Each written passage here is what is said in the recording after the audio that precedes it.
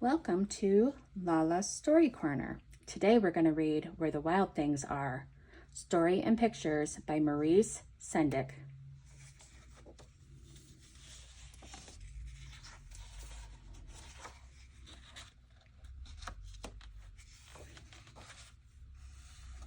The night Max wore his wolf suit and made mischief of one kind and another,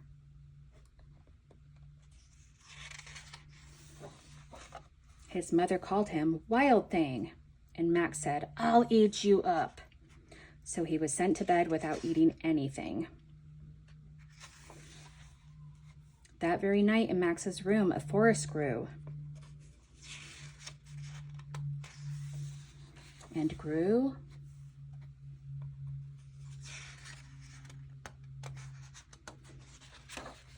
and grew until his ceiling hung with vines and the walls became the world all around.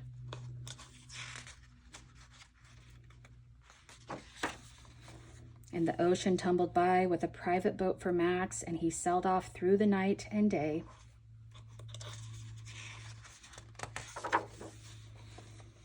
And in and out of weeks, and almost over a year, to where the wild things are.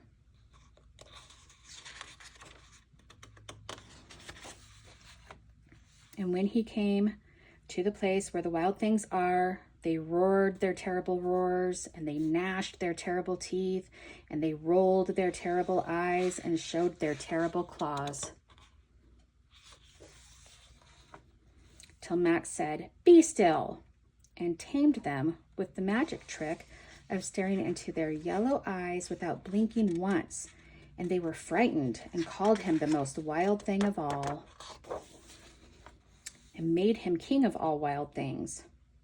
"And now," cried Max, "let the wild rumpus start."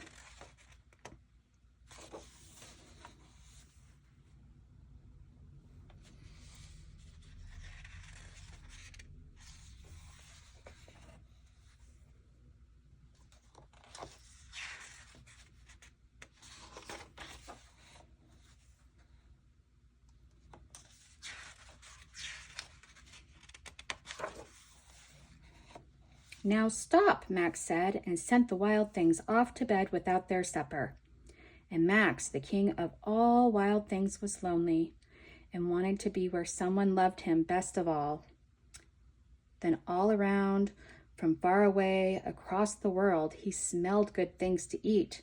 So he gave up being king of where the wild things are.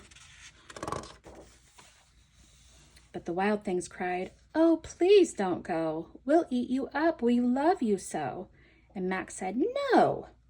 The wild things roared their terrible roars. They gnashed their terrible teeth. They rolled their terrible eyes. They showed their terrible claws.